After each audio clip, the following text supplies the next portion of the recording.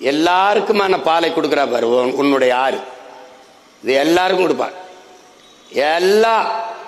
எல்லா உயிர்களுக்கும், கடைசியா அணிலுக்கும்.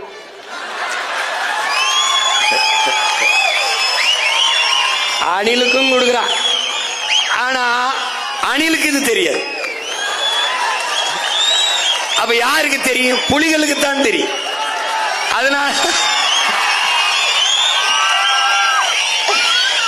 அதனாலதான் புலிகளுக்கு தான் தெரியும். புலிகள் தான் நாட்டையும் காக்க போராடணும், காட்டையும் காக்க புலிகள் தான் போராடணும். உனக்கு புரியுதுன்னு நினைக்கிறேன்.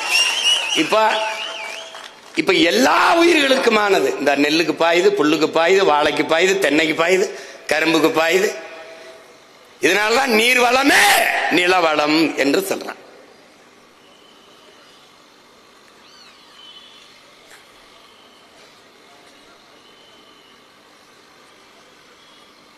இப்ப பாருங்க,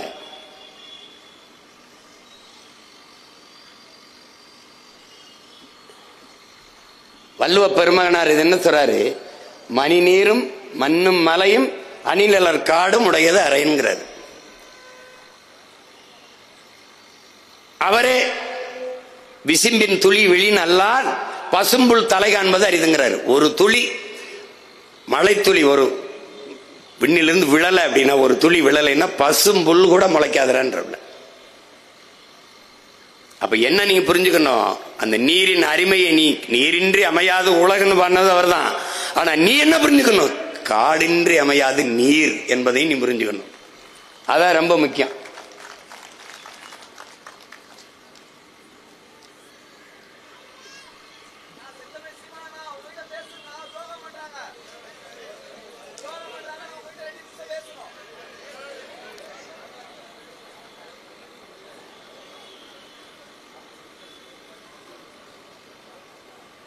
இப்ப என்னன்னா, இந்த மலைகளை வெடி வச்சு தகர்த்து பாரு. தகர்த்து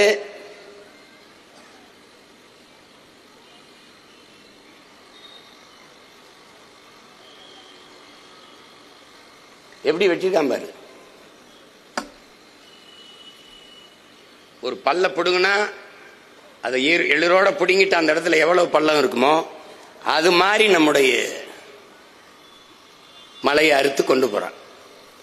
நீ ஒரு தடவை இந்த மலையை பார்க்கும்போது, உன் தாயின் மாறை பார்க்கும்போது, பால் ஊட்டிய தாயின் மாறை பார்க்கும்போது, இதை அறுத்து உணவாக்கினால் சுவையாக சாப்பிடலாம் என்று உன் மனம் எண்ணுமா என்ற கேள்வியை நீ எழுதி பார்க்கணும்.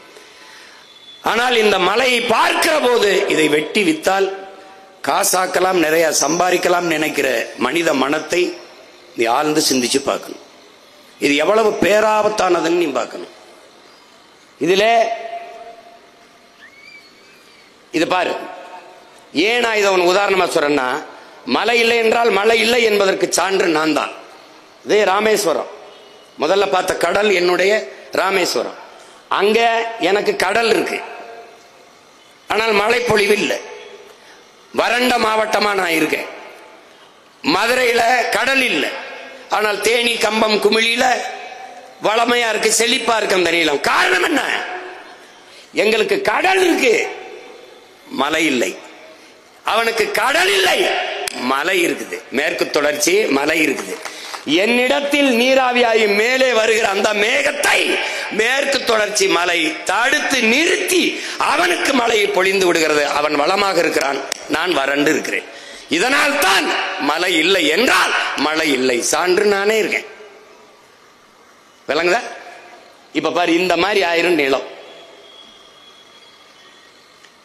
மழை இல்லாத நிலம் பாலைவனமாகிவிடும் என்பதை நீங்க தெரிஞ்சுக்கணும். அது கூட தெரியாத ஆட்கள்கிட்ட நம்முடைய அதிகாரத்தை நீங்க ஒப்படைச்சிட்டீங்க. இந்த அறிவியல் உயிரியல் உண்மையை கூட உணராத கூட்டத்துக்கிட்ட நாம வாசமா சிக்கிக்கிட்டோம்.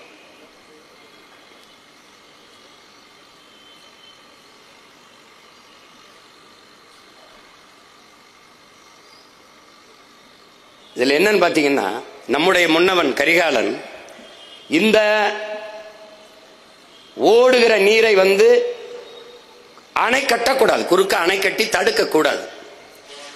தடுக்கிறதுனால என்ன ஆயிரும் பாருங்க. இப்ப பாருங்க, இப்ப தடுத்தீங்கன்னா உன்னுடைய ரத்த நாளங்கள் போலதான் பூமி தாய்க்கு நதி. அந்த நதியிலே குறுக்க ஒரு அணையை நீ கட்டிட்டீன்னா உன்னுடைய ரத்த நாளங்களில் ஒரு இடத்துல தடை ஏற்பட்டால் எப்படி அந்த இடம் செயலிழந்து விழுந்து விடுமோ, இயங்காதோ, அதை போல மற்ற இடத்தில் ஆறு மரணித்து விடும். அந்த தேக்கி வைக்கிற இடத்திலே நிறுத்துங்க, தேக்கி வைக்கிற இடத்திலே நீர், நிலத்தடி நீர் உயரும், அந்த இடத்தில் இருக்கிற உயிரினங்கள் வாழும். மற்றபடி அந்த நதியை நம்பி இருக்கிற இடங்கள் இது போல வறண்டு போகும், மற்ற உயிரினங்கள் வாழ முடியாது. அந்த இடத்திலே ஆறு மரணித்து விடும். அப்ப என்ன பண்ணும்? தடுக்க கூடாது. அப்ப என்ன பண்ணும்? நீரை ஓட விடணும். எந்த முறையை கையாளணும்? நமது முன்னவன் கரிகால் பெருவளச்சோழன் கட்டியது போல ஒரு தடுப்பணை தான் கட்டணும். நமது பாட்டன் 1800 ஆண்டுக்கு முன்னாடி அவன் அணையை கட்டி தடுக்கவில்லை, தடுப்பணை கட்டினான். இந்த அணையில் வேண்டிய அளவு நீரை தேக்கி விட்டு அதுக்கு மறுபடியும் மேலே ஏறி அந்த போயிடும், அடுத்த பக்கம் போயிடும். அப்ப தேவையான அளவுக்கு சேமித்து விட்டு மேலே ஏறி ஓவர்ஃப்ளோ ஆகி தடையை தாண்டி போயிடும். அது தடுப்பணை. இது எந்த முறையிலன்னா, இந்த மாடு, பசு மாடு பாருங்க, அப்படியே இந்த பசு மாட்டுல கண்ணுக்குட்டியை குடிக்க விடுறோம். பசு யாருக்கு பால் கறக்குது? கண்ணுக்குட்டிக்கு தான். ஆனால் நமக்கு என்ன கற்பிச்சு வச்சிருக்கான்? காக்கை பாட்டி வடையை திருடி விட்டது, பசு நமக்கு பால் தரும், அப்படிதான் படம் நடத்துறான். பசு நமக்கு பால் தரல, அது கண்ணுக்குட்டிக்கு. ஆனா காக்கை செஞ்சது திருட்டு, நீனும் நானும் செஞ்சது திருட்டு இல்லைங்கிறான். எப்படிப்பட்ட திருட்டு பேப்பாரு? நீனும் தான் திருடுற, பசு நமக்கு பால் தரல, திருடுறான். அதுவும் சில மாடு உதஞ்சிரும்னா, வாழை கண்ணில் அடிச்சிரும்னா வாழையும் காலையும் சேர்த்து ஒரு கட்டை போட்டுட்டு கறக்குறோம். இப்ப கண்ணுக்குட்டியை குடிக்க விட்டான், அது கண்ணுக்குட்டிக்கு தான் பால் கறக்குதுன்னு நினைச்சு கறக்கும். நம்ம அது திரும்பி பார்க்க விடாம முன்னாடி கொஞ்சம் கூளத்தை போடுவோம். இப்ப போடுவாரு பாருங்க, போடுறாரா? இது சாப்பிடும். அது குனிஞ்சு இறைய சாப்பிட்டுக்கும் போது பாலை கறந்துருவேன். உனக்கு தேவையானதை எடுத்துக்கிட்டு திருப்பி அதே கண்ணுக்குட்டியை கொஞ்சம் மடுவுல மிச்சம் வச்சு பாலை குடிக்க விடுவேன். பாரு, குடிக்க விடுறாரா? இந்த முறையைத்தான் நீ நீர் மேலாண்மையில கையாளணும். எப்படின்னா, கடல்ல இருந்து, தாயிலிருந்து வந்த பாரு, ஆறு, ஏரி, கண்மாய், கரணை, தாங்கல், ஏந்தல், ஊரணி, குளம், குட்டை, இப்படி நமது பண்டை தமிழ் முன்னவர்கள் நீர் மேலாண்மையை கடைபிடிச்சிருக்காங்க. இது போல ஆறுல இருந்து வர்றதை, அந்த நீரை ஒரு ஏரிய வெட்டி, இப்ப ஏர்போர்ட் கட்டுறான்ல 5000 ஏக்கர், என் மக்கள் தர மாட்டேங்கிறான். அதே 5000 ஏக்கர்ல அவன் மகன் நான் ஏரி வெட்டுறேன்னா கொடுத்துருவான். 5000 ஏக்கர்ல ஒரு 500 ஏக்கர்ல ஏரிய வெட்டி நீரை தேக்கினால் அந்த 5000 ஏக்கருக்கு பாசனம். இப்ப எங்க பாட்டன் அரசேந்திரன் வீரநாராயண ஏரி வெட்டியிருக்கான், 16 கிலோமீட்டருக்கு வெட்டியிருக்கான். என் ஊர் ராமேஸ்வரத்திலிருந்து தலைமன்னாருக்கு 16 கிலோமீட்டர் தான் கடலின் குறுக்கு வாட்டில். அப்ப 16 கிலோமீட்டர் ஒரு சின்ன கடல். அந்த கடலை, அந்த ஆறை, அந்த அணை, அந்த ஏரியை தூர்வாரினால் எவ்வளவு நீரை தேக்க முடியும் பாரு. வீரநாராயண ஏரியில் கடலூர் ஆண்டுதோறும் அதிக மழைப்பொழிவு பொழியுது, வெள்ளத்துல மிதக்குது. அந்த நீரை சேமிச்சா நான் பெரும் குழாயின் மூலமாக, ராட்சச பெருங்குழாய்களின் மூலமாக தூக்கி கொண்டு போய் என்னுடைய காவிரி, என்னுடைய தஞ்சைக்கு தண்ணியை ஊத்திடுவேன். அவன்கிட்ட போய் கஞ்சிக்கிட்டு இருக்க வேண்டிய அவசியம் இல்லை. அப்ப என்ன சொல்றான்? அந்த ஆறை அப்படியே ஓட விடுறா, திருப்பிடா, ஏரியில சேர்றா. கண்மாய், கரணை, தாங்கல், ஏந்தல், குளம், ஊரணி, குட்டை, இப்படி எல்லாத்திலையும் சேர்த்துக்கடா. தேக்கிட்டு திருப்பி தாயிடமே சேயை சேர விடு. பசுவிடம் எப்படி கண்ணுக்குட்டியை திருப்பி விட்டியோ அப்படி அந்த தாயிடத்திலே நதியை சேர விடு. சேர விடாம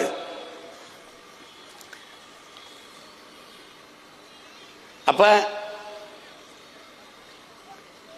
அப்படி போய் சேரும்போது புது ரத்தம் ஊறாத உடலும் புது நீர் பாயாத கடலும் உற்சாகம் அடையாது. போய் திருப்பி போய் கடல்ல போய் சேர்ந்துரு. அது கடல்ல போய் சேரும் போது போய் சேர்ந்து வரு. இந்த முறையை தான் நம்ம கையாண்டுக்கணும். நம்ம ஒன்றும் புதுசா செய்யல, நம்ம முன்னவர்கள் செய்ததை திருப்பி அதை செய்யணும்னு நம்ம சொல்றோம். அதை கடைபிடிக்கணும். அதுதான் ஆபத்தில். அதுவே கர்நாடகாவில் தேக்கி வச்சுட்டு எங்க ஐயா சொல்றாங்க பாருங்க, தினந்தோறும் கொஞ்சம் கொஞ்சம் பிரிச்சு கொடுறான்னா மாசத்துக்கு 20 டிஎம்சி 20 டிஎம்சிலாம் அவன் நம்மள நம்ம ஆட்சிக்கு வந்தா நடக்கும். காவிரியில எனக்கு தண்ணி தராதேன்னு நானே சொல்லிடுவேன், திறக்க கூடாதுன்னு. இல்ல நிறைய திறக்காத, நீ அங்கே இரு, மூலி செத்துப்போ, திறக்காதடா, நீ என்ன தண்ணியாட விடுற, சோப்பு நிறைய திறந்து விடுற. நம்மால் கேட்டா என்னடா அப்படி நுரையா வருதுன்னா அது ஆலைகளின் கழிவு என்று தெரியாமல், அவன் சேமிச்சு வச்சு தண்ணி தமிழ்நாட்டுக்கு திறக்கும் போது அந்த ஆலை கழிவை திறந்து விட்டுறான். 2 ஆள் உயரத்துக்கு கழிவு வருது, நஞ்சு வந்துருது, தண்ணீர்னு பேர்ல விஷத்தை விட்டுறான். நம்ம அமைச்சர்கிட்ட கேட்டா அவர் சொல்றாரு, அங்க நிறைய பேர் சோப் போட்டு குளிச்சு விடுறாங்க அப்படின்னு. போங்க.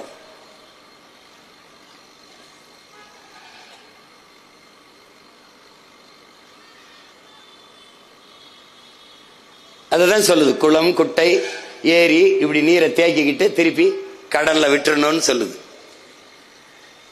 இப்ப இதுல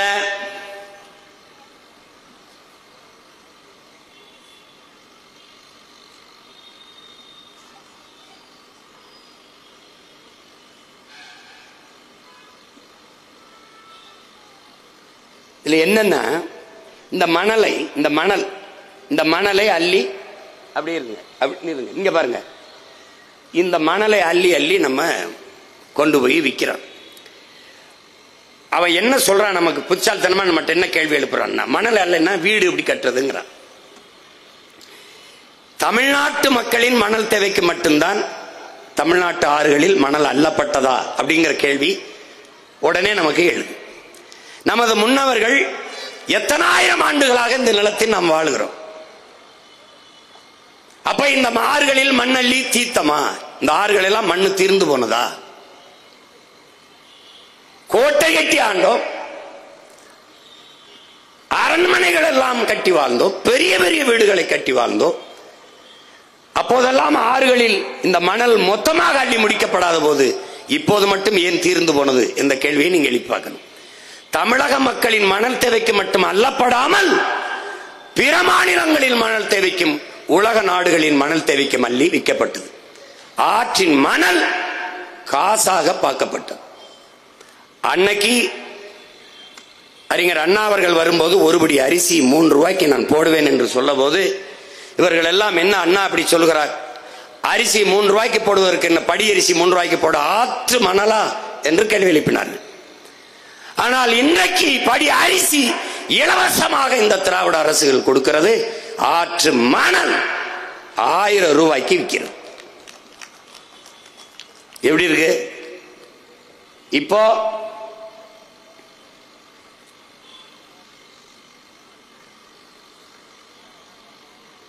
எவ்வளவு நீங்க பாருங்க, ஏரி குளம் வெட்டுங்கடானா ஆத்துக்குள்ள ஏரி குளம் வெட்டிருக்கான் பாருங்க.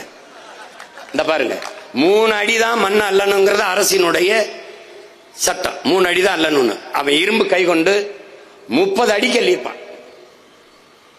30 அடிக்கு இரும்பு கை கொண்டு பொக்களை நெந்தரம் கொண்டு அள்ளிக்கொண்டே இருப்பான். பாருங்க, வண்டி வண்டியா போகுது பாருங்க, போய்கிட்டே இருக்கு. அவ்வளவும் இதை காசா பாக்குறான். கொண்டு போய் பிற மாநிலங்களுக்கு, இங்கே பாலாற்று மணல் கிடைக்கும், அங்கே தாமிரபரணி ஆற்று மணல் கிடைக்கும் என்று எல்லா மாநிலங்களும் எழுதி வைக்கப்பட்டு விற்கப்படுகிறது. இதை அள்ளி திண்டது இந்த திராவிட பெருமக்கள் தான். இது ஒரு சனியன், இது ஒரு சனியன். இந்த 2 சனியனையும் சட்டையா தச்சு கொண்டு இப்ப ஒரு சனியன் சனிக்கிழமை வரும். இத சொன்னதுக்கு தான் அண்ணாவை சொல்லிட்டாரு, எம்ஜிஆர் சொல்லிட்டாரு. இந்த 2 சனியனை தான் சொல்றேன். புரியுதா? சனியன்கிறது கூட ஒரு நல்ல வார்த்தையா இருக்குது. இது கொடுஞ்சனியன்கள். இப்ப மணலை அள்ளிவிட்ட பிறகு மனித உடலில் தோலை செதுக்கி விட்டால், வெட்டி எடுத்து விட்டால் எப்படி? அதுபோல இந்த ஆற்றுக்கு மணல் இந்த பாருங்க எப்படி அல்றான் பாருங்க. இந்த தோலை எடுத்து விட்டால் நோய் தொற்றி வந்து உடனே மனிதன் மரணித்து போவான், இறந்து போவான். அதுபோல என் ஆறும் மணலை எடுத்து விட்ட பிறகு இறந்து போகிறது. ஆறு மரணித்திருது. ஆறு செத்து போகுமா சீமான் நீங்க கேட்கலாம். செத்து போகும். பாரு எப்படி அல்றான் பார், செத்து போகும். கழிவு நீர் ஓடுகிற காவாயாக மாற்றி விட்டார்கள். நீங்க பாருங்க, இங்க பாருங்க, இது ஆத்துக்கு இருகரையிலும் இருக்கிற நாணல். மணல் இருந்தால் நடுவில் எதுவும் முளைக்காது, இரு ஓரத்தில் நாணல் இருக்கும். மணலை அள்ளிவிட்ட பிறகு மண் வந்துருது. மண் வந்த பிறகு அங்கே மரம் செடி கொடி எல்லாம் முளைச்சிருச்சு. அங்க பாரு எப்படி வந்துருச்சா, மரம் முளைச்சிருக்கு பாரு நடு ஆத்துக்குள்ள. ஏன்னா மணல் அள்ளிட்டான். இங்க பாருங்க, இங்க ஆறு இந்த வண்டியில ஏற்றி போறல, இதுல 2000 லிட்டர் தண்ணீர் போகுதுங்க. ஒரு வண்டியில போற ஈரத்தோட போற மணல்ல 2000 லிட்டர் தண்ணீர் போகுது. இது தண்ணீர் என்று நீ நினைக்காதே என்னுடன் பிறந்தவனே, நம்மை பெற்ற தாயின் கண்ணீர். என்னரும் பிள்ளைகளே, என்னை இப்படி கொண்டு போறானே, பார்த்தும் பார்க்காத மாதிரி இருக்கிறீர்களே, வருங்காலத்தில் தாகத்திற்கு தண்ணி இல்லாமல் நாக்க வறண்டு சாவீர்களே, என்ன செய்வீர்கள் என்று ஏங்கி அழுகிற கண்ணீர் தான் அது. இந்த பாரு, இதை அரசே அது தீர்மானித்த நியமிச்ச அளவுக்கு 3 அடியில் அள்ளி அள்ளி வித்திருந்தால் 500 ஆண்டுகளுக்கு இந்த மண்ணின் மக்களின் மணல் தேவைக்கு அது கொடுத்திருக்கலாம். அந்த வருவாயை அரசு தன்னுடைய நிதி தேவையை பெருக்கி, நிதி வளத்தை பெருக்கி மக்களுக்கு பல்வேறு நலத்திட்டங்களை செய்திருக்கலாம். தனியார் முதலாளிகள் கொள்ளையடிப்பதற்கு ஒப்பந்தத்தை கொடுத்து விட்டு கமிஷனை வாங்கிக்கிட்டு நின்ன புரோக்கர் பசங்க கிட்ட நீ நாட்டை கொடுத்துட்ட, வாங்கி தின்ட்டான், மொத்தமா முடிச்சிட்டான். அப்படியே பாரு, இங்க பாரு, இங்க பாரு. இப்போ இதுல என்ன மண்ணாலுன்னா 6 மரணிச்சிருது, 6 செத்துருது. 6 செத்துருச்சுங்கிறதுக்கு சான்று இந்த பனை தான். இந்த பனையின் தன்மை என்ன? இது பாலைவனத்தில் வராது, ஆனால் வறண்ட நிலத்தில் செழித்து வளரும். மற்ற மரங்களைப் போல இவன் பக்கத்திலே வேர்களை பரப்ப மாட்டான். கீழே அப்படியே உள்ள போய் அவனுக்கு டியூப் மாதிரி, குழாய் மாதிரி தான் அவனுக்கு. நீரை உறிஞ்சி 1000 அடிக்கு கீழே போய் அந்த தண்ணீரை உறிஞ்சி கொண்டு வந்து அந்த பனை என்ன பண்ணும், அப்படியே வச்சுக்கிறோம். அந்த நீர் வளத்தை பெருக்கி நிலத்தின் வளத்தையும் பெருக்கி கொடுக்கும் பனை. அப்ப 10 பனை மரம் ஒரு கிணறை சுற்றி இருந்தால் நீரை கடைசி வரை வற்ற விடாது என்கிறார் நம்முடைய அப்பா நம்மாழ்வார் அவர்கள். அந்த பனை 1000 அடிக்கு கீழே இருந்து தண்ணீரை எடுத்து வரக்கூடிய ஆற்றல் பெற்ற பனை கழுத்து முறிந்து வாழ முடியாமல் வறண்டு சாகிறது என்றால் உன்னுடைய நிலம் நீரற்ற நிலமாக மாறிக்கொண்டிருக்கிறது, உன்னுடைய நிலம் பாலைவனமாக மாறிக்கொண்டிருக்கிறது என்பதை உனக்கு பறைசாற்றுகிறது, எச்சரிக்கிறது, அறிவுறுத்துகிறது, எடுத்து சொல்லுகிறது. அதுதான் இந்த பனை, தென்னை, பாக்கு, இந்த மரங்கள் எல்லாம் ஆத்து கரையில் நிற்கிற மரங்களை கழுத்து முறிஞ்சு சாவதே சான்று.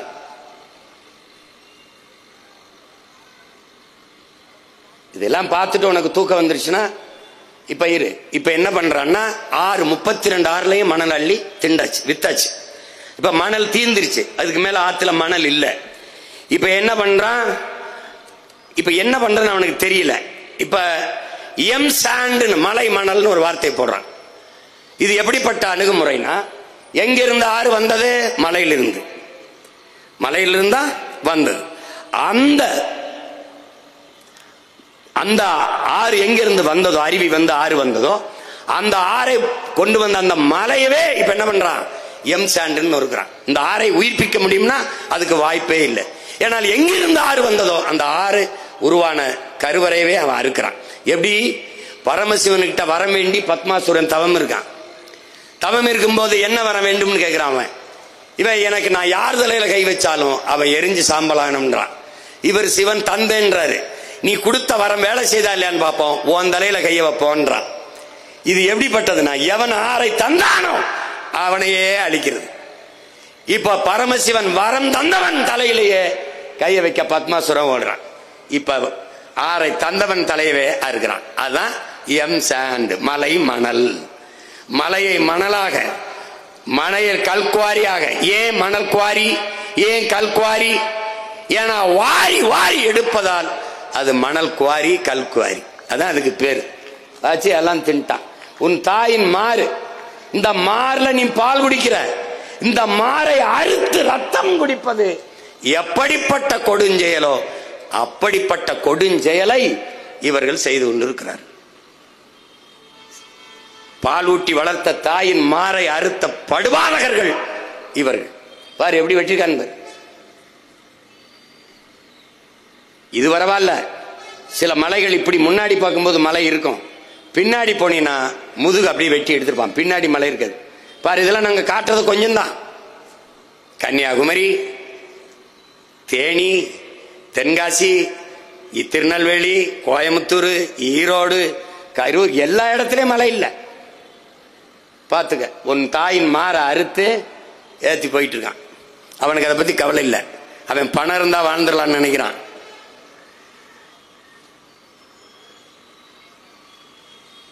பாரு, இதுல ஏன் போட்டு போட்டு காட்டிக்கிட்டு இருக்கேன்? ஏதோ இருந்தாலும் சும்மா சொல்லிட்டு இருக்கான்னு நினைக்க கூடாதுல்ல. மலைக்கெல்லாம் ஓட்டு இருக்கான்னு கேட்பான். ஓட்டுக்காக பேசுறவன் இதை பேச மாட்டான். என் தம்பி பாலமல்லீஸ்வரர் மாதிரி நாட்டுக்காக நிக்கிற பிள்ளைகள் தான் நாங்க பேசுவோம். நீ போட்டா போடு, போலைன்னா போ. நீ நோட்டாவுக்கு போடு, இல்லை எவனுக்கோ போடு, எனக்கு அதை பத்தி பிரச்சனை கிடையாது. நாடு மக்களும் நல்லா இருக்குன்னா என்ன என் நாடு தேடு போடு, அவ்வளவுதான். ஒரு வழி இல்லை, போங்க.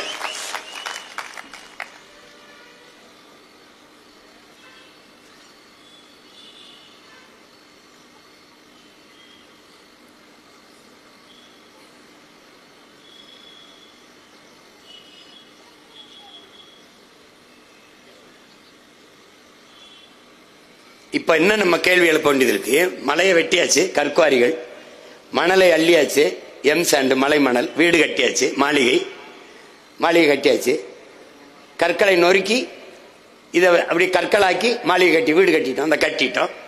இப்ப மணலா நொறுக்கி கற்களா நொறுக்கி சாலை போட்டோம், ரோடு போட்டோம், வேகமா போல 8 வழி 4 வழி போட்டோம்.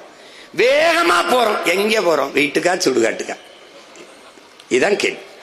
மலையை நொறுக்கி கற்களாக்கி மாளிகை, மலையை நொறுக்கி மணலாக்கி மாளிகை, மலையை சிறு சிறு கற்களாக நொறுக்கி சாலை, எங்கே போவதற்கு என்ற கேள்வியை அறிவார்ந்த தமிழ் சமூக மக்கள் உயிர்மை நேயம் கொண்டு, இயற்கையின் மகன், என்னை பெற்றவள் இயற்கை தாய் என்று அறிந்த அன்பு தமிழ் சமூக பிள்ளைகள் ஆழ்ந்து சிந்தித்து பார்க்கணும்.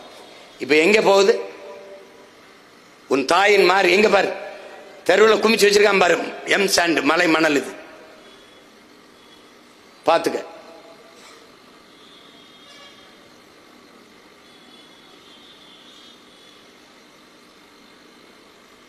சரியாக இன்னும் 10 ஆண்டுகளில் உன் நிலம் பாலைவனமாயிரும். ஏற்கனவே நீ பருவமழையை பெற முடியவில்லை. ஒன்னு புயல் மழை அல்லது பெருமழையைத்தான் நீ பெறுகிற. இப்ப இந்த நிலை போனால் என்ன ஆகும்னு பாரு.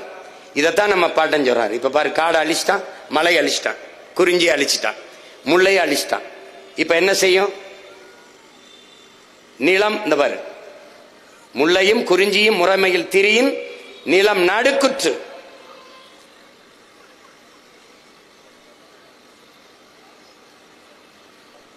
போங்க.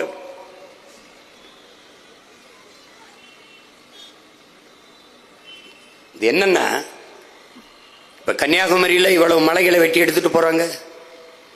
எவ்வளவு கற்றறிந்த மக்கள், கற்றறிந்த மக்கள் அதிகமா இருக்கிற மாவட்டம்ங்கிறாங்க. கற்றறிந்த மக்கள் அதிகமா இருக்கிற மாவட்டம்ங்கிறான். யாராவது ஒருவன் நீ சொல்லு, இந்த மலையை அரை அங்குலம் உன்னோட அதிகாரத்தால் வளர்த்து காட்ட முடியுமா? உன்னுடைய தொழுகையால், உன்னுடைய அழுகையால், உன்னுடைய ஜபத்தால், உன்னுடைய வழிபாட்டால், உன்னுடைய மந்திரத்தால், உன்னுடைய வேண்டுதலால் ஒரு அரை அங்குலம் இந்த மலைகளை உங்களால் வளர்த்து காட்ட முடியுமா? உங்களால் உருவாக்க முடியாத ஒன்றை உங்களுக்கு அளிக்கிற உரிமை யார் எடுத்து கொடுத்தது? சுமாசர் கேட்கிறார். வளங்களை சுரண்டி கொழுப்பதை வளர்ச்சி என்று உங்களுக்கு கற்பித்தது யார்?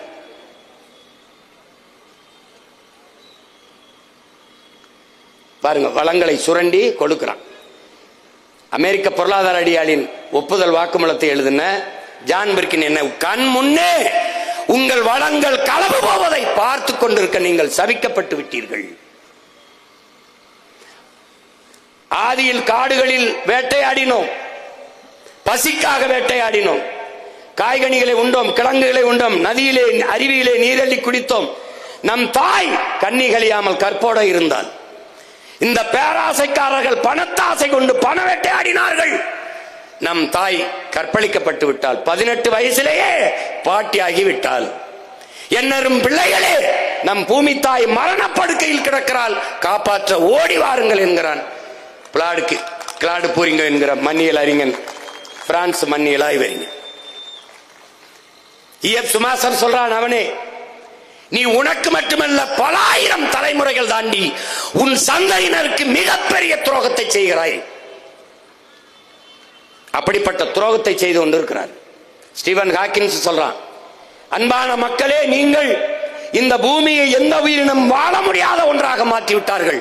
நீங்கள் வேற கிரகங்களை நோக்கி படையிடுங்கள். வேற எங்கேயாவது போய் இது வாழ முடியாது, முடிச்சிட்டாங்க. அழித்துக் கொண்டிருக்கிறார்கள். நாம் அழிக்கிறோம், அதனால் அழிவோம் என்பதை அறியாமல் அழித்துக் கொண்டிருக்கிறார்கள். புத்தன் சொல்கிறான், பூவிலே வண்டு தனக்கான உணவை தேனை உண்ண வந்து பூவுக்கு எந்த சேதம் இல்லாமல் உண்டு விட்டு திரும்புவது போல நீ இந்த பூமியை பயன்படுத்திக் கொள்ளுங்கிறான். நபிகள் நாயகம் ஸல்லல்லாஹு அலைஹி வஸல்லம் அவர்கள் சொல்கிறார்கள், நீ இந்த பூமிக்கு வந்த ஒரு வழிபோக்கன், அந்நியன், எந்த சேதம் இல்லாமல் இந்த பூமியில் இருந்து விட்டு போகின்றார். ஆனால் காந்தியடிகள் நம் பூமி தாய் இயற்கை அன்னை எல்லா உயிர்களுக்குமான தேவையை தந்து விடுகிறார், ஆனால் மனிதர்களின் பேராசைக்கு தர முடியாமல் தவிக்கிறாள் என்று சொல்கிறார். இங்க பாருங்க, இங்க பாருங்க, சென்னை மீனம்பாக்கம் விண்ணூர்தி நிலையம் தேவை. பரந்தூர்ல 5000 ஏக்கர்ல விண்ணூர்தி நிலையம் பேராசை. கோயம்பேடிலே பேருந்து நிறுத்தம் தேவை. கிளாம்பாக்கத்திலே 410 கோடியிலே பேருந்து நிறுத்தம், பேருந்து நிலையம் பேராசை. ஏற்கனவே இருக்கிறது எங்க தாத்தாக்கள் பேரிலே, காமராஜர் பேரிலே ஒரு துறைமுகம், பாட்டனார் வாபுசி பேரிலே ஒரு துறைமுகம். அதிலேயே வேலை 40-50 விழுக்காடு தான் நடக்கிறது. ஏற்றுமதி இறக்குமதி ஒன்றும் தேங்கி நிற்கவில்லை. பிறகு எதற்காக 6111 ஏக்கர்ல செயற்கையாக ஒரு துறைமுகத்தை கட்டுகிறீர்கள்? அது பேராசை. அதைத்தான் நாங்கள் காந்தியிடம் சொல்றோம். மனிதர்களின் பேராசைக்கு தர முடியாமல் நமது இயற்கை தாய் பூமி அன்னை தவிக்கிறாள் என்று சொல்ல. 2000 ஆண்டுகளில் இவனை போல ஒரு சிந்தனையாளன் இதுவரை இருந்ததில்லை, இனி இருக்க போவதில்லை என்கிறான். அப்படிப்பட்ட ஒரு மாமேதை மார்க்ஸ் சொல்கிறான், இந்த பூமி உன்னது இல்லை, உன் சந்ததியினரோடது. ஒரு அரசிற்கோ ஒரு சமூகத்திற்கோ உடையது அல்ல, உன் பிள்ளைகளோடது. அப்ப நீ இந்த பூமியை பத்திரமாக இருக்கிற வளத்தை செழுமைப்படுத்தி வளமைப்படுத்தி கொடுத்து விட்டு போக வேண்டும் என்கிறார். அதேதான் உங்கள் உடன் பிறந்தவன் சொல்கிறேன், இது வாடகை வீடு, நீ வாடகைக்கு குடியிருக்கிறாய். அது யாருடையது? உன் பிள்ளைகளுடையது. வீட்டு உரிமையாளர் ஒப்படைக்கும் போது எப்படி பத்திரமாக ஒப்படைப்பாயோ அப்படி உன் பிள்ளைகளிடத்திலே பத்திரமாக ஒப்படைத்து விட்டு இந்த பூமியை நீ செல்லணும்.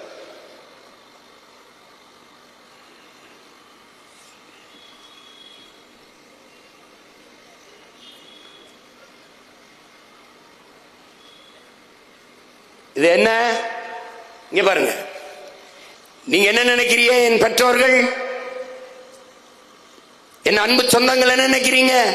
உங்க பிள்ளைகளுக்கு பெரிய வீட்டை, வாழ்வதற்கு நல்ல வீட்டை, பெரிய வீட்டை வைத்து விட்டு போக வேண்டும் என்று நினைக்கிறீர்கள்.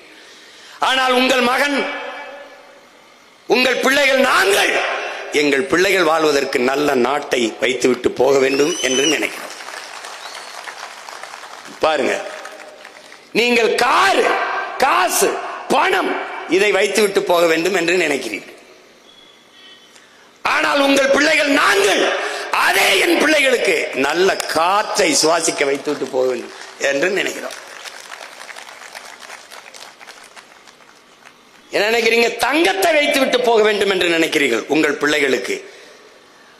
ஆனால் நீங்கள் பெற்ற பிள்ளைகள், நாங்கள் எங்கள் பிள்ளைகளுக்கு குடிக்க நல்ல தண்ணீரை வைத்து விட்டு போக வேண்டும் என்று நினைக்கிறோம். சொத்தை சேர்த்து வைத்துவிட்டு போக வேண்டும் என்று நினைக்கிறீர்கள். நாங்கள் நஞ்சில்லாத சோத்தை வைத்து விட்டு போக வேண்டும் என்று நினைக்கிறோம்.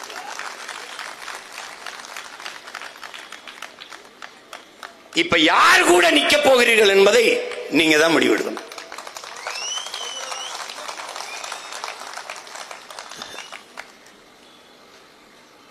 இப்போ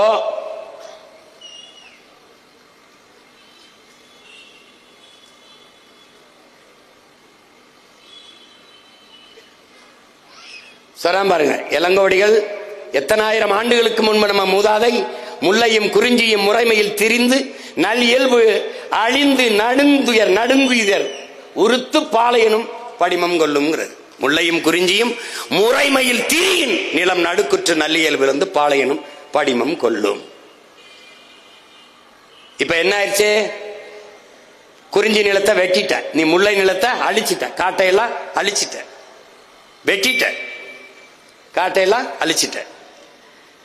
காட்டை அழிச்ச பிறகு இப்ப குறிஞ்சி நிலம் மலையெல்லாம் அழிச்சுக்கிட்டு இருக்க, மலையெல்லாம் வெட்டிட்ட, கல்குவாரி ஆயிடுச்சு. இப்ப இந்த 4 நிலம் தான். இப்ப செயற்கையா ஒரு நிலம் வருது, இந்த முல்லையும் குறிஞ்சியும் அழிச்சிச்சுன்னா அது பாலைவனம் தான். அது எது? இதுதான்.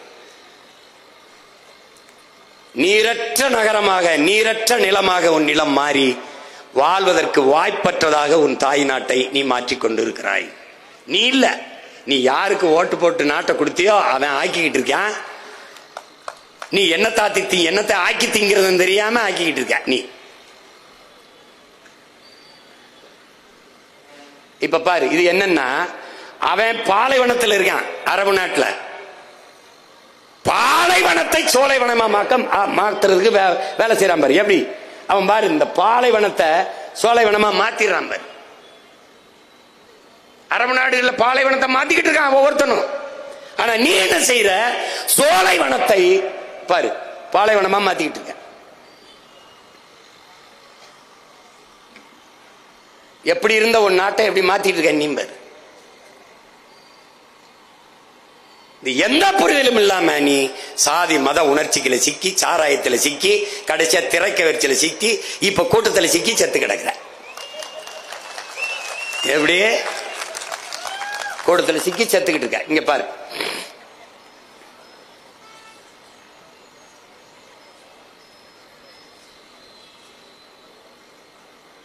இதுல என்னன்னா, இங்க பாருங்க, இந்த மலையை, இந்த மணலை இப்ப அள்ளி விக்கிற பெருமக்கள் இருக்கான் பாருங்க. இவன் பூரா அதிகாரம் தான் தடுக்கணும், ஆனா அதிகாரம் தான் வெட்டுது, அதிகாரம் தான் விக்குது.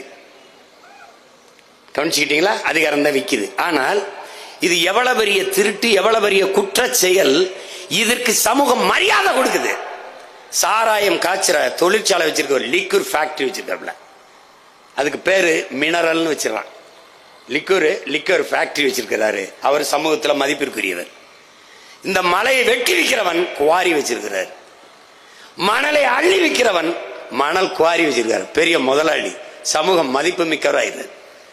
அப்ப எப்படி ஆயிட்டு இருப்பாரு? எது குற்றமோ அது சட்டப்படி ஆயிரு. இப்போ இது விழிங்கம், விழிங்கத்துல துறைமுகம். இதை கட்டுறது யாரு? அதானி. இந்த நாடு ஒரு தனியார் முதலாளிக்கு துறைமுகம் கட்டுற உரிமையை கொடுக்குது. அவருக்கு கடன் 8000 கோடி அதுவே கொடுத்துருக்கு. ஏன் அந்த காசு வச்சு நீங்க கட்ட முடியாது? ஏன்னா இடையில ஒரு தரகர் அவருக்கு தேவைப்படுது, இவர் கட்டுறார். கேரளா துறைமுகம் யாருக்கு? கேரளாவுக்கு. துறைமுகம் யாருக்கு? கேரளாவுக்கு. ஆனால் இந்த துறைமுகத்தை கட்டுவதற்கு 80 லட்சம் டன் கற்கள் தேவைன்னு என்னுடைய தாயின் மாறை கன்னியாகுமரியிலிருந்து எடுத்துட்டு போறான். இருங்க, அப்படி கன்னியாகுமரியிலிருந்து எடுத்துட்டு போறான். ஏன் நீ கேரளாவில் மலை இருக்க ஏன் வெட்டல? கன்னியாகுமரியிலிருந்து எடுத்துட்டு போறான். என்னுடைய வளத்தை எடுத்துட்டு போயிட்டு அவன் எனக்கு ஒரு பரிசு தரான். எது? குப்பையை கொண்டாந்து கொட்டிட்டு போறான். இங்க மண்ணை எடுத்துட்டு போக வேண்டியது, மண்ணை அங்க கொட்ட வேண்டியது, குப்பை அள்ளிட்டு வந்து என் ஊர்ல கொட்டிட வேண்டியது. அப்ப என்னுடைய தாய் நிலத்தை வள கொள்ளைக்காடாகவும் குப்பை மேடாகவும் மாற்றுகிறார்கள், மாற்ற அனுமதிக்கிறார்கள் திராவிட ஆட்சியாளர்கள். இந்த மாடலுக்கு பேர் தான் திருட்டு திராவிட விளம்பர மாடல். விளம்பர மாடல். இதுல எதுவுமே தெரியாதவன் நாட்டை அதிகாரத்தில் உட்கார்ந்து ஆண்டுகிட்டு பாரு குப்பையை பத்துக்கு. அவன் நமக்கு கொடுத்த பரிசு இது. கொஞ்சம் தான் நினைக்காத. மருத்துவ கழிவு, ஆடு மாடுகள் வெட்டிய குடல், அந்த கழிவு, குழந்தை பிறந்த குழந்தைகள் விழுந்த இறந்த குழந்தைகள், அதனுடைய கழிவு எல்லாத்தையும் கொண்டாந்து கொட்டிட்டு போயிட்டான். பாத்துக்க. இதை எதிர்த்து போராடுறதுக்கு ஒரே ஒரு கட்சி தான் இருக்கு, அது நாம் தமிழர் கட்சி தான் போராடிட்டு இருக்கு. என்னுடைய தாய் நாடு உன்னுடைய குப்பை மேடா என்ற கேள்வி அதை எழுப்பு. நம்ம மட்டும்தான் கேட்கிறோம்.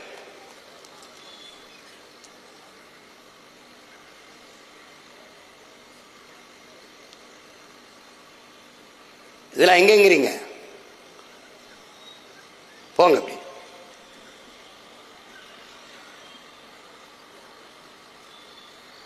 இது முல்லை பெரியாற்று அணை. நமக்கு அணை கட்டினது யாருக்கு? நமக்கு. கட்டியவன் யாரு? நம்முடைய பாட்டனார் சேதுபதி மன்னனுடைய அமைச்சராக இருந்த முத்துயிர்லப்ப பிள்ளை அவர் குதிரையில போயிட்டு இருக்கும்போது பாக்குறாரு, இங்க நீர் அதிகமா போகுது, இந்த நீரை தடுத்து இது பண்ணா பாசனத்துக்கு பயன்படுத்திட முடியும்னு பாக்குறாப்ல. ஆனா அதை அணை கட்டுறதுக்கு முன்னாடி நம்முடைய ஆட்சி முறிது வெள்ளக்காரன் வந்துடுறான். அப்ப வந்த பிறகு ராமநாதபுரம், சிவகங்கை, மதுரை இந்த பகுதியெல்லாம் வறண்டு இருக்கிறதுனால என்ன பண்றதுன்னு தெரியல. அப்போ கர்னலா வந்த பென்னி குக்குங்கிற ஒரு மாமனிதன் நமக்கு இந்த அணையை கட்டி கொடுக்கலான்னு முடிவெடுக்கிறாப்ல. அப்ப காசு இல்லை அவர்கிட்ட. இந்த திட்டத்தை கொண்டு வெள்ளை அரசிட்டு கொடுக்கும்போது அது ஒத்துக்கிற மாட்டேங்குது, பணம் இல்லைன்றது. இந்த மகான் விடாம இந்த மனிதன், இந்த மானோட நேயம் கொண்ட அந்த மகத்தான மகன் போய் தன் சொந்த ஊர்ல தன்னுடைய சொத்தை பூரா பிரிச்சு விற்கிறவள. கூட பிறந்தவங்க எல்லாம் அதுக்கு ஒத்துக்கல, வித்துறாரு. அப்ப வித்துக்கிட்டு அந்த பணத்தை எடுத்துக்கிட்டு வரும்போது இந்த மாதிரி அணை கட்ட போறேன் அந்த மக்களுக்குன்னு சொல்லும் போது அவருடைய அன்பு மனைவி 300 பவன் தங்கத்தை எடுத்துட்டு வந்து கொடுக்குறாங்க. ஒரு நல்ல புனிதமான காரியத்தை செய்ய போற, அதுக்கு இந்த நகை என்னுடைய தங்கம் பயன்படட்டும்னு அந்த தாயும் கொடுக்குறாங்க. அதை கொண்டு வந்து அந்த மகன் நம்முடைய மூதாதைகள், நம்முடைய பெரிய பன் சித்தப்பன் தாத்தன் பாட்டன் எல்லாம் சேர்ந்து, அது வெறும் செங்கண்ணு சிமெண்டும் இல்ல, நம்முடைய பாட்டனுடைய வேர்வை ரத்தம் சதை எல்லாம் சேர்த்து நமக்காக கட்டப்பட்ட முல்லை பேரியாற்று அணை தான் அந்த அணை. அந்த எல்லை பிரிப்பிலே நம்முடைய தாத்தா காமராஜ் அவர்கள் இருக்கிற போது, நேரு அவர்கள் பிரதமராக இருக்கும் போது அவர்கிட்ட உதவியாளர் இருந்த கிருஷ்ண மேனன்கிறவரு, இது எப்படியாவது இந்த முல்லை பேரியாற்று அணை, இந்த இடுக்கி மாவட்டத்தை, தேவிகுளம் பீர்மேடு இருக்கிற அந்த பகுதியை தன்னுடைய மாநிலத்துக்கு கொண்டு போகணும்னு நேருகிட்ட பேசிக்கிட்டே இருக்காங்க. அதை நம்முடைய தாத்தாவை ஒத்துக்கல. யாரு சொன்னால் காமராஜ் மறுக்க மாட்டார் என்று தெரிஞ்சு நேரு வச்சு சொல்ல வச்சிருக்காங்க. அப்ப இந்த இடுக்கி மாவட்டத்தை கொடுக்க கூடாது கேரளாவுக்கு என்று எதிர்த்து சண்டை போட்ட ஒரே ஒருவன் நம்முடைய தாத்தா கண்ணியமிக்க காகிதம் இல்லத்தவர்கள் தான். எடுத்து கொடுத்துறாங்க. நம்ம தாத்தா என்ன பண்றாரு, நேரு பேச்ச தட்ட முடியாம கொடுத்துட்டு பள்ளமாவது மேடாவது இந்தியாவுக்குள்ள தான் இருக்குது விடுன்னு தரல, அவன் கொண்டு விட்டான். இப்ப எல்லை பிரிப்புல இடுக்கி மாவட்டம் அவனுக்கு போனவன அந்த அணை இருக்கிற இடம் அவனுக்கு ஆயிடுச்சு. இந்த அணையை பாதுகாக்கிற உரிமை தமிழர்களுக்கு இருக்குது.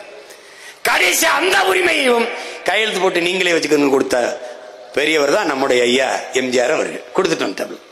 இப்ப அணை அவனுக்கு ஆயிடுச்சு. இந்த அணை நீரை நமக்கு தர்றது இல்ல. ஆனால் அதுக்கு கீழே ஒரு சிற்றணைன்னு ஒண்ணு இருக்குது, பேபி டேம். அந்த பேபி டேம் சிற்றணை.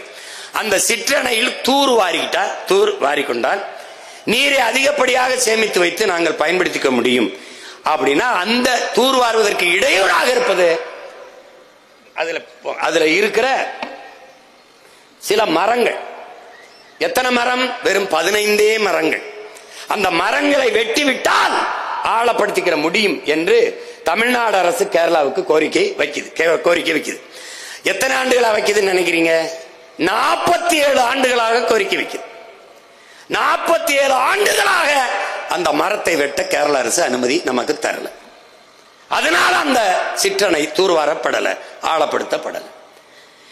மரத்தை வெட்டக்கூடாது நம்முடைய நிலைப்பாடு. ஆனால் மரத்தை வெட்டினால் நட்டு வளர்த்து விட முடியும். நட்டு வளர்த்து விடுகிற மரத்தை வெட்ட மறுக்கிற அனுமதி தர மறுக்கிற கேரளா என்னுடைய மலையை வெட்டி எடுத்துக்கிட்டு போகுது. அவன் மரத்தையே வெட்ட அனுமதி தர மறுக்கிறான், இவன் மலையவே வெட்ட அனுமதி கொடுத்து இருக்கிறான். இதை கணிச்சு டேய், இவங்கள ஒழிக்காம நீ வாழ முடியாதுங்கிற உணர்வை பெறல ஒண்ணும் பண்ண முடியும். இது யாரு அனுமதி கொடுத்தது? 2 பேரும் தான். இதை விட இன்னும் கொடுமை இருக்குது. இங்க பாரு,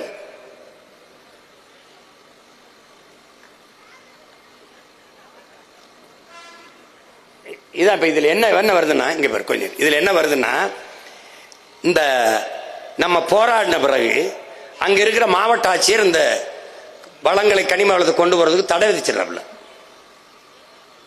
அப்ப என்ன பண்றான், பினோயின்னு ஒருத்தன் அங்க இருக்கிற அந்த ஒரு கன்னியாகுமரியில் ஒருத்தன் வந்து மதுரை உயர் நீதிமன்றத்தில் வழக்கு போட்டுரும். அந்த வழக்கு என்ன சொல்லுது பாரு, எப்படி போடுறான்னா, ஏற்கனவே விளிங்கத்துக்கு 80 லட்சம் டன், 80 லட்சம்ங்கிறது சொல்றதானே, அது எத்தனை லட்சம் டன் போச்சுன்னா யாருக்கு தெரியும். இதுல கேரளாவில் மலையை வெட்ட, அந்த கனிம வளத்தை எடுக்க தடை இருப்பதால், இதான் ரொம்ப முக்கியமான கவனிக்கப்பட வேண்டிய செய்தி. கேரளாவில் மலைகளை வெட்ட தடை இருப்பதால் அரசின் கட்டுமானம் மற்றும் தனியார் கட்டுமானம், சாலை ஓடுதல், இந்த மாதிரியான பணிகளுக்கு கற்களும் மணலும் தேவைப்படுவதால் தமிழ்நாட்டில் இருந்து மலையை வெட்டி எடுத்துட்டு போக எங்களுக்கு அனுமதி தர வேண்டும் என்று நீதிமன்றத்தில் ஒருத்தன் வழங்கப்படுறான். அப்போ அரசு தரப்புல ஒரு வழக்கறிஞர் இருந்திருப்பார்ல, அவர் கேரளாவில் மலையை வெட்ட ஏன் தடை என்று கேட்டிருக்கணுமா இல்லையா? கேட்கல. ஏன் வெட்ட தடை? அங்க நல்ல ஆத்தாளுக்கு அப்பனுக்கும் பிறந்தவன், சோற்றிலை உப்பு போட்டு சாப்பிட்டு சூடு சொரணையோடு வாழ்பவன், மானம் ரோசம் தன்மானம் எல்லாம் கொண்ட மலையாளி ஆள்வதால் பெத்தவனே அவனுக்கு அப்பனாக இருப்பதால் வெட்டாதா மலையன்ட்டான். இங்கே மத்தவனே நமக்கு ரொம்ப நாளா அப்பனா இருப்பதால் வெட்டிக்கிட்டான். ஏன்னா அறுக்கிறது அவங்க ஆத்தா மாறல, எங்க ஆத்தா மாறினால வெட்டுட்டான். இப்ப பாரு, அந்த நீதிபதி அவர் என்ன கேட்கிறாங்கன்னா, இந்த ஒரு அள்ளி எடுத்துட்டு போன 750 10 சக்கரம் கொண்ட பாரவுந்துல 750 வண்டியில ஒரு லாரியில பாரவுந்துல ஒரு நாளைக்கு நீங்க எடுத்துட்டு போகலாம்ங்கிற அனுமதியை கொடுத்துறாங்க. கற்களை நீங்க எடுத்துட்டு போகலாம் கேரளாவுக்கு. பாத்துக்க, இதெல்லாம் நீ தெரிஞ்சுக்கணும்ல.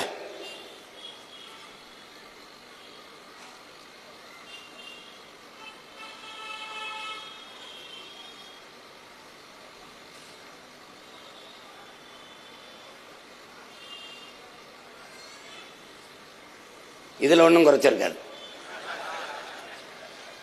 பாத்துக்க.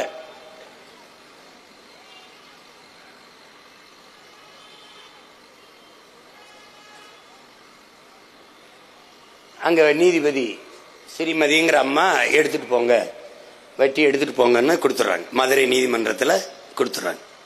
அதுல இதை விட இன்னும் பெருமைக்குரிய செய்தியெல்லாம் இருக்கு.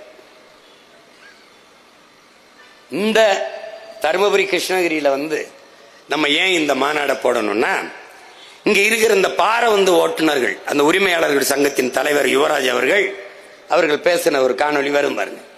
அவர் என்ன சொல்றாருன்னு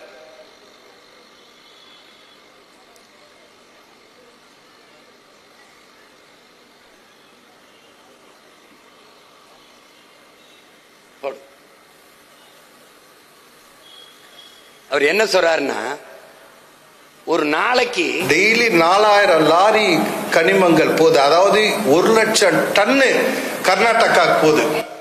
எப்படியே ஒரு நாளைக்கு கர்நாடகால மலை இருக்கா? இருக்கு.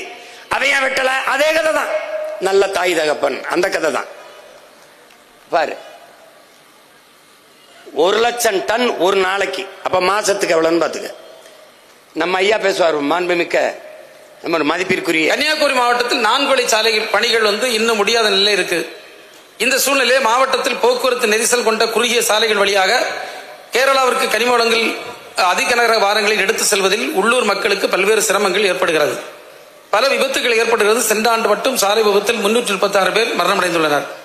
இதுபோன்ற சவால்களை கட்டுப்படுத்த கனிமவள உற்பத்தி, போக்குவரத்து போன்றவற்றை கணினிமயமாக்கி இ பாஸ் முறையை நடைமுறைப்படுத்தவும். என்ன சொல்றாப்ல, எடுத்துட்டு போக முடியல, அதனால விபத்து அதிகமா இருந்தது, சாலை பெருசா போட்டு கொடுங்கன்றப்பல. நீ எப்படிப்பட்ட ஆளுகள்கிட்ட நாட்டை கொடுத்துருக்கேன்னு நீ தான் யோசிச்சுக்கணும் சாமி. நீதான் எப்படி சொல்றாள் பாருங்க. அதனால விபத்தாயிருது. விபத்தாகிறது அவருக்கு பிரச்சனை இல்லை, தன் மலையை வெட்டி எடுத்துட்டு போறது அவருக்கு பிரச்சனை இல்லை. விபத்தாகுது, அதனால கொஞ்சம் சீக்கிரம் அந்த பெருசு பண்ணி அதை கொண்டு போறதுக்கு வழிவகை பண்ணுங்கன்றப்பல. இப்படிலாம் கேரளால ஒரு அமைச்சர் பேசிட்டா மறுநாள் அமைச்சரா இருப்பான். சட்டசபையில பேசுறாப்புல, சட்டசபையில இதே சட்டசபைக்குள்ள போய் நாம என்ன இருக்குது இருக்குது.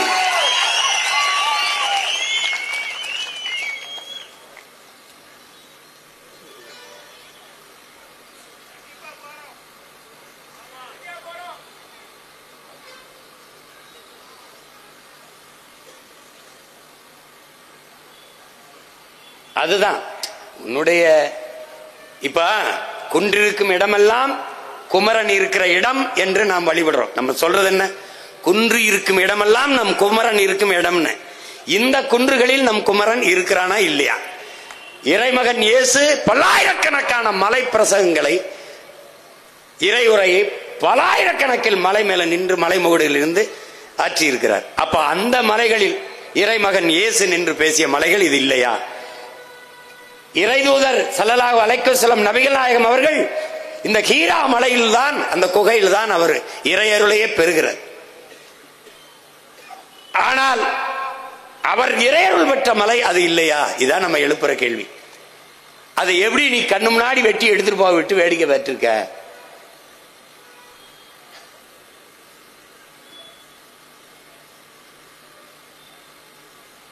இது என்னன்னா, இது எந்த மாதிரி செயலா இருக்குன்னா, நம்முடைய தலைநகர் சென்னையில அது ஆதி குடிகளின் நிலம் தான். அது பரச்சேரி தான் அதுக்கு பேரே.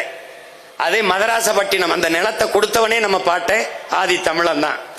அவன் பேர்ல தான் அந்த நகரமே இருக்கு. அந்த இடத்துல இந்த ஆதி குடிகள் நதி ஓடுது வர, அந்த நதி கரைன்னு இருமரங்கு வாழ்ந்தான். இன்னைக்கு அதை நாத்தம் எடுத்து சாக்கடை கழிவு நீர் கலந்து ஓடுற கூவம் ஆறு. ஆனால் அன்னைக்கு அது நல்ல நீர் ஒண்ணு, நன்னீர் ஒண்ணு ஆறு தான். அந்த கரையில் வாழ்ந்த ஆதி குடி அவனுடைய நிலம். ஆனால் வந்து குடியேறிய இவர்கள் ஆதி குடிகள் நம்மவர்களை ஆக்கிரமிப்பாளர்கள் என்று அடித்து வீட்டை இடித்து வெளியேற்றினான். தலைநகர், தமிழ்நாட்டின் தலைநகரே ஆதி தமிழர்கள் இல்லை. எங்க? கண்ணகி நகர் போ, வீட பத்தியா, செம்மஞ்சேரி போ, கல்லுக்குட்டை போ, பெரும்பாக்கம் போ, விரட்டிட்டான். எதற்காக?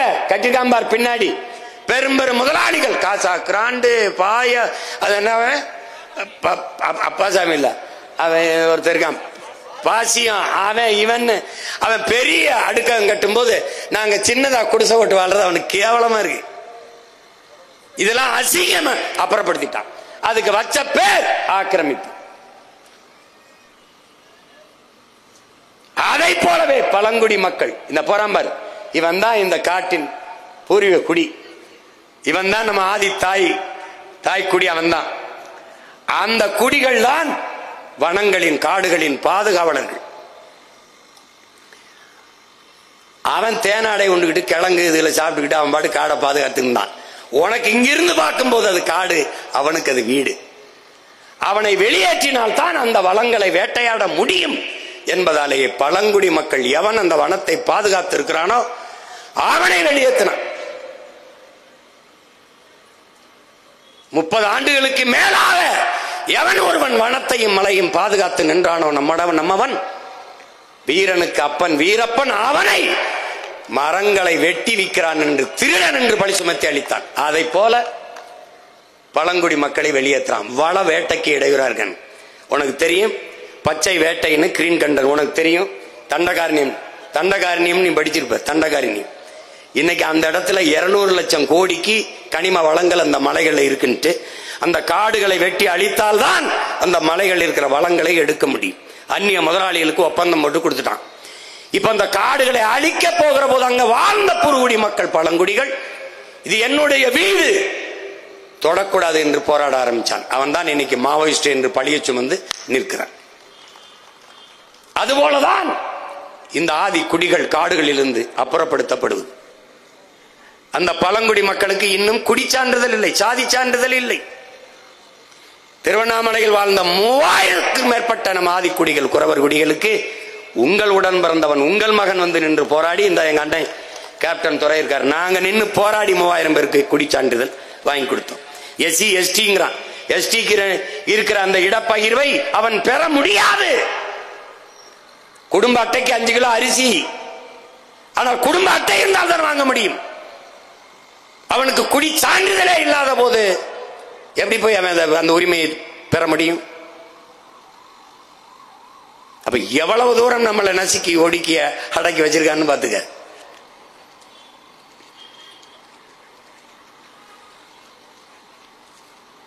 அவன் இருக்கிற வரை இந்த மாதிரி காடுகளை வேட்டையாட முடியாது.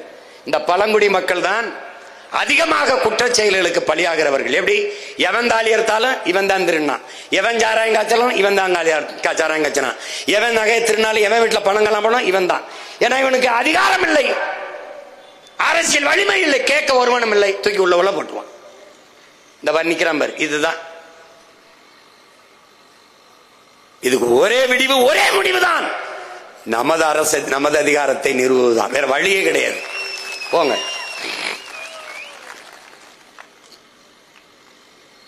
இந்த பூமி நம்முடையது இல்ல. இப்ப இதை காட்டை ஆக்கிரமிச்சு அங்க போய் இருக்கிற எல்லா இந்த மாதிரி உயர்ந்த ரெசார்ட்டுகள் விடுதிகளை கட்டி தங்க ஆரம்பிச்சோன்ன அவன் வீட்டுக்குள்ள நீ போக அவன் காட்டுக்குள்ள இருந்து வெளியில வந்துட்டான், உன் வீட்டை நோக்கி வந்துட்டான். யானை புலி சிங்கம் கரடிலாம் தெருவுக்குள்ள புலி வந்துருச்சு, தெருவுக்குள்ள கரடி வந்துருச்சு, தெருவுக்குள்ள நீ அவன் தெருவுக்கு போனா அவன் உன் தெருவுக்கு போன வந்துட்டான். நீ அவன் வீட்டுக்குள்ள நுழைஞ்சா அவன் உன் வீட்டுக்குள்ள தண்ணி உணவை தேடி வந்துட்டான். அதான் இங்க அப்ப வறண்டு போயிருது. இப்ப பாரு, தண்ணி நீர் வறண்டுது. கொஞ்சம் இருங்க, அதுல என்ன வருதுன்னா மலைகள் இருந்துதான் நமக்கு அருவி வந்தது, ஆறு நீர்லாம் வந்தது. ஆனால் இப்ப என்ன ஆயிடுச்சு, அதெல்லாம் அழிச்ச பிறகு, காடையெல்லாம் அழிச்ச பிறகு, வனம் காடு மலையெல்லாம் வறண்ட பிறகு அங்கு வாழ்கிற யானை புலி சிங்கம் கரடி மான் மைனாக்கெல்லாம் மயிலுக்கெல்லாம் நீர் இல்லை. இப்ப இந்த அரசு பெரிய அரசு இல்ல, இது என்ன செய்யுது, போய் மலை அடிவாரத்தில் தொட்டியை கட்டி தண்ணி ஊத்துது. எப்படிப்பட்ட வளர்ச்சி, எப்படிப்பட்ட மாறுதல் பாரு. எங்கிருந்து வந்ததோ எப்படி இருக்கு. என்னோட நெல்லையெல்லாம் அறுத்துக்கிட்டு போயிட்டு எனக்கு அரைமரக்கா கடன் கொடுத்த மாதிரி அவன் இருந்தா நமக்கு எல்லாமே வந்தது. மலைதான் நீர் கோபுரமே. அந்த மலைகளை அழித்து விட்டு இந்தபடி தண்ணி ஊற்றி வச்சுட்டு போறான். போவான் பாரு, என்ன நடக்கும் பாரு. இப்ப யானை குடிக்கும். தண்ணி ஊற்றி வச்சுட்டு போன பிறகு யானை இந்த தொட்டியில தண்ணியை குடிச்சிருது. குடிக்கணும் எப்படி? அது குடிக்கிறது கொஞ்சம் ஆழம் போயிட்டா கூட தும்பிக்கி இருக்கு, கை வீட்டில் விட்டு குடிச்சிருது.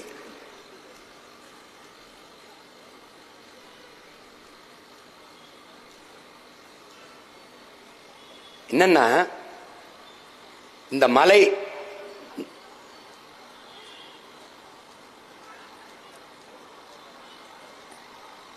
எல்லாம் தண்ணிக்கு எப்படி அலையுதிருப்பார்.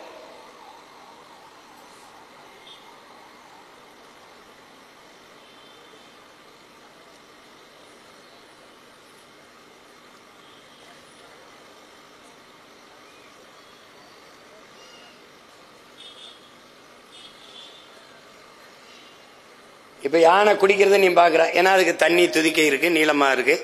தண்ணி உள்ள தொட்டிக்குள்ள போன பிறகு இந்த பரிதாபத்தை ஒரு தடவை நீ பாரு.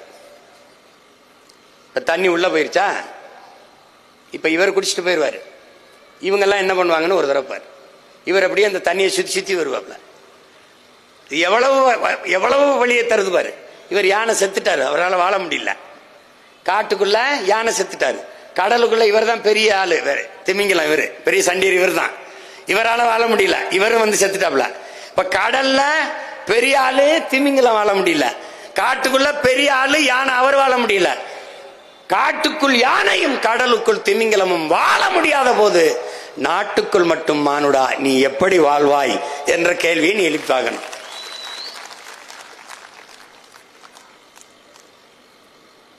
இப்போ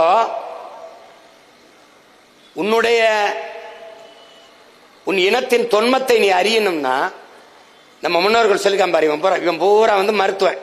உன் இனத்தின் தொன்மத்தை நீ அறியணும்னா இன்னும் மலைகளில் எண்ணற்ற மூலிகைகள் நிறைந்து வளர்ந்து இருக்கிறது. நீ போய் தேடு. எந்த மூலிகை சாப்பிட்டால் என்ன நோய் குணமாகும்? டெங்கா நிலவேம்பு, கொரோனாவா கபசுர குடிநீர், மஞ்சக்கா மலையா கீழா நெல்லி, அப்படி கண்டு உணர்ந்திருக்கான் பாரு. அகத்திக்கிரையா அகத்துக்கு நல்லது, சீரகமா அகத்தை சீர் செய்யும் சீரகம், முருங்கைக்கிரையா இரும்பு சத்து அதிகம், பொன்னாங்கண்ணியா கண்ணுக்கு நல்லது. எல்லாத்தையும் கண்டுணர்ந்து பகுத்து வகுத்து உன் முன்னவன் வச்சுட்டு போயிருக்கான். அதை நீ தேடி எந்த செடியை தின்றால் என்ன நோய் குணமாகும் என்று ஆராய தொடங்கினால் உன்னுடைய இனத்தின் தொன்மத்தை நீ அறிய முடியும்டாங்கிறான். அது எவ்வளவு மூத்த இனம் என்பதை நீ கண்டு உணர்வாய்ங்கிறான்.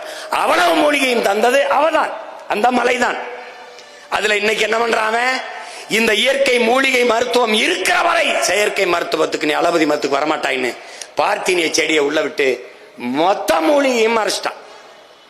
இப்ப மலை எங்கும் பார்த்தினிய செடிதான். உன்னுடைய மூலிகைகளை நீ கண்டு தேடி பிடிக்கவே முடியாது. அப்படி மறைச்சு விட்டான், முடிச்சு விட்டான்.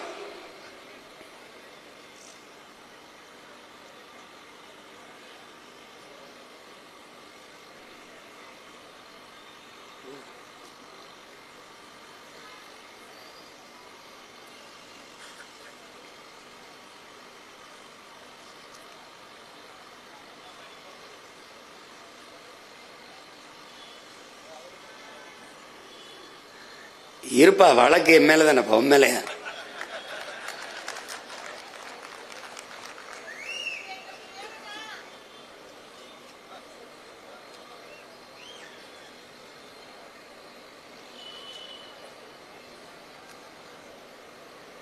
என்ன சொல்ல வருது? இந்த பூமி ஒண்ணுது இல்ல, உனக்கானதுல உனக்கு மட்டுமானது இல்ல. இது பல கோடிக்கணக்கான உயிர்களின் உடைமை, பல கோடிக்கணக்கான உயிர்களின் உடைமை இந்த பூமி.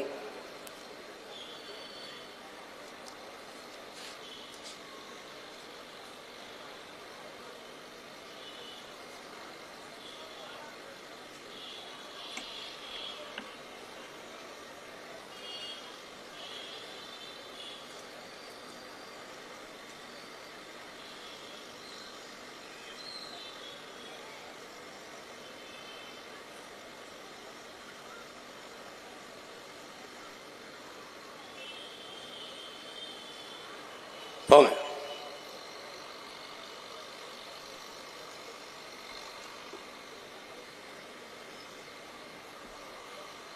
அது என்னன்னா இருக்குமா அங்க கோயில் என்னங்க?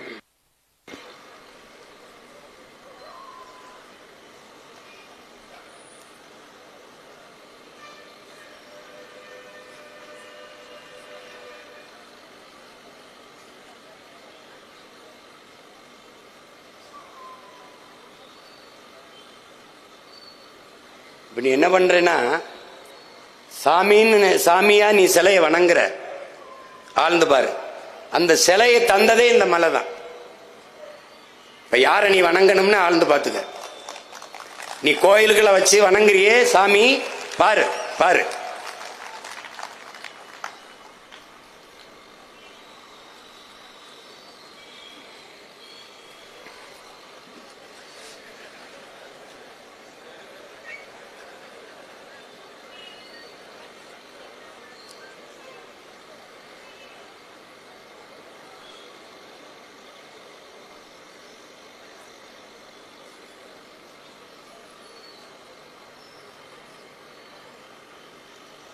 அந்த சாமி சிலையை தந்தது அந்த மலைதான். கோயில் நீ கோட்டை கட்டி ஆண்டவன் நினைக்கிற, கோட்டையே அவதான், கோட்டையே அவளாலதான், கோட்டையே அவதான். நீ கோயில் நீ வழிபடுகிற, இந்த கோயிலுக்கு காணிக்கை செலுத்தின கொடையை கொடுத்தங்கிற, கோயிலே அவ கொடுத்த கொடைதான் என்பதை நீ மறந்துடக்கூடாது. அப்படின்னா நீ யாரை வணங்கணும்னு பாத்துக்க.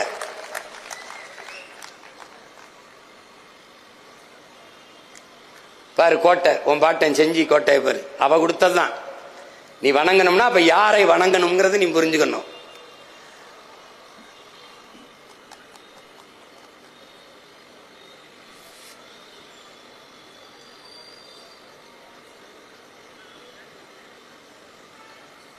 இந்த பூமி நமக்கானது மட்டுமல்ல, மானுடனுக்கான மட்டுமல்ல, பல கோடிக்கணக்கான உயிர்களின் உடைமை. இந்த எந்த உயிரினத்தாலும் இந்த பூமிக்கு அழிவில்லை. இந்த மலைக்கோ காடுகளுக்கோ நீருக்கோ அழிவில்லை. ஆனால் கடைசியாக பரிணாமத்தில் வந்த மனித சமூக விலங்கான இந்த மானுட பதர்களால தான் இந்த இயற்கைக்கு பேரழிவு வருகிறது, பேரழிவு வருகிறது.